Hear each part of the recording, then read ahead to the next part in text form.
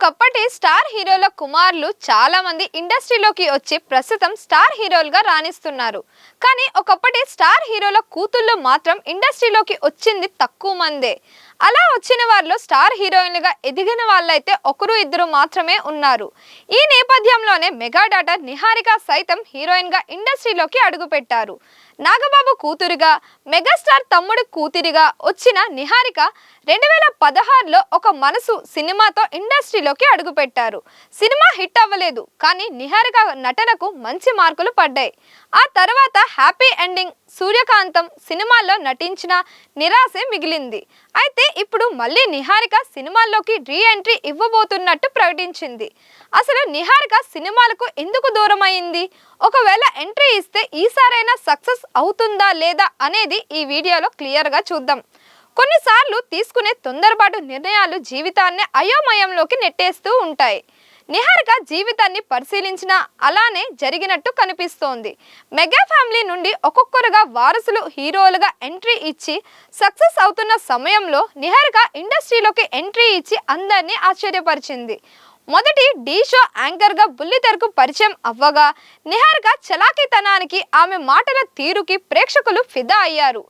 అంత పెద్ద ఫ్యామిలీ నుండి వచ్చి టీవీ షోలో ఇతర యాంకర్స్, కంటెస్టెంట్స్తో కలిసిపోగలదా అని మొదట అనుకున్నారు. కానీ నిహారిక మాత్రం అందరితో స్నేహంగా ఉంటూ మంచి మార్కులు కొట్టేశారు. ఆ తర్వాత సినిమాల్లోకి హీరోయిన్గా ఎంట్రీ ఇస్తున్నట్లు ప్రకటించి మెగా అభిమానులను మరోసారి ఆశ్చర్యానికి గురిచేశారు. ఒక మనసు లాంటి ప్రేమ కథ చిత్రంతో నటించగా ఈ సినిమా ఆశించిన విజయం సాధించలేదు. కానీ నిహారిక నటనకు మాత్రం మంచి మార్కులే పడ్డాయి. ఆ తర్వాత 2-3 సినిమాలు చేసినా హిట్స్ పడలేదు. కానీ నిహారిక నటనకు మాత్రం ఎవరు వేలెత్తి చూపలేదు.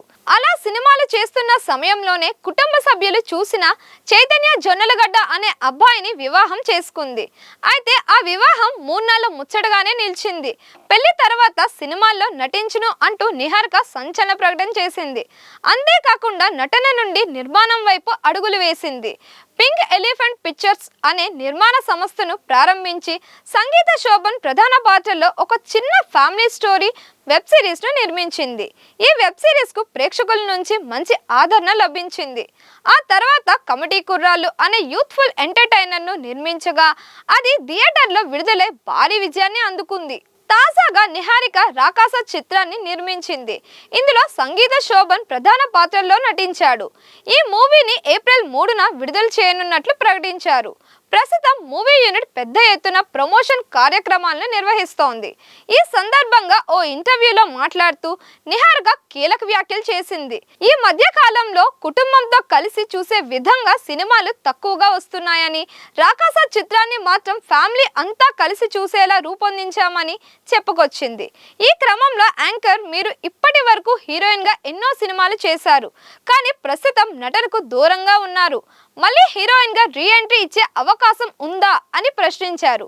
దీనికి నిహారిక స్పందిస్తూ తాను మళ్ళీ హీరోయిన్గా ఎంట్రీ ఇవ్వాలని అనుకుంటున్నానని తెలిపింది. గతంతో పోలిస్తే ఈ మధ్యకాలంలో చాలా కథలు విన్నానని, అందులో కొన్ని బాగా నచ్చాయని చెప్పింది.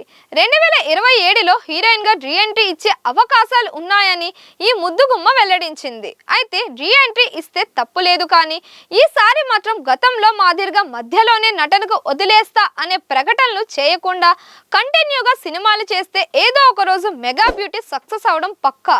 మరి ఇలాంటి వీడియోస్ కోసం మన ఛానల్ని లైక్ చేయండి, షేర్ చేయండి, సబ్స్క్రైబ్ చేయండి.